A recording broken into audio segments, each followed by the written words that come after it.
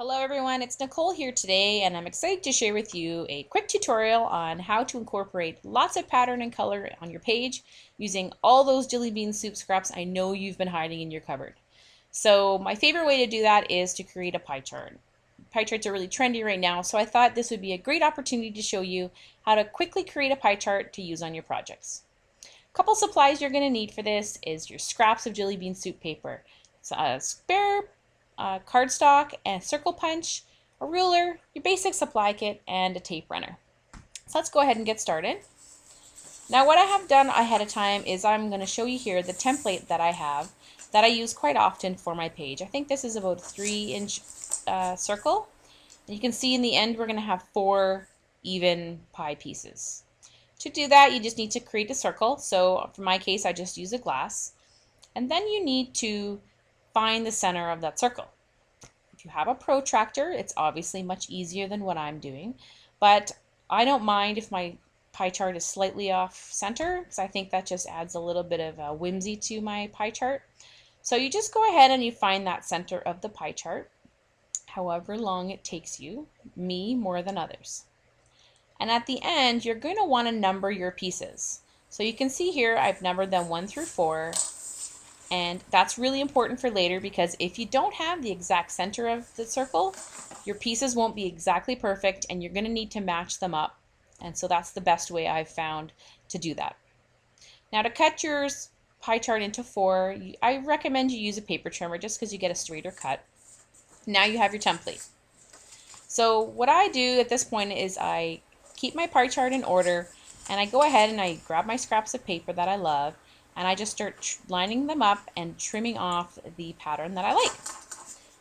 Now one thing you do have to keep in mind is the way the pattern goes on your pie piece because like for example in this case this paper from Sweet and Sour Soup has a bunch of hearts on it. So if you picked one of the top pie pieces, obviously that pattern would be upside down and you don't want to do that. So I'm just going to go ahead and trim off a couple other pieces just to complete my 4-piece pie chart.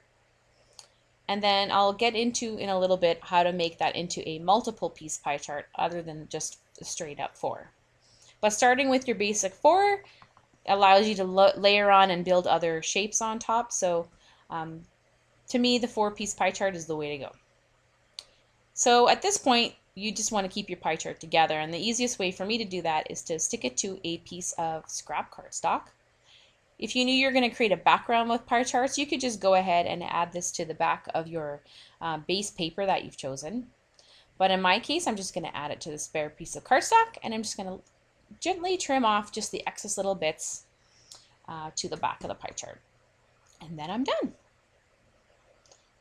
Now to go ahead and make some of those smaller pie charts that I mentioned earlier, the first way to do that is to grab your pie piece and just make a large piece, just like we had done previously.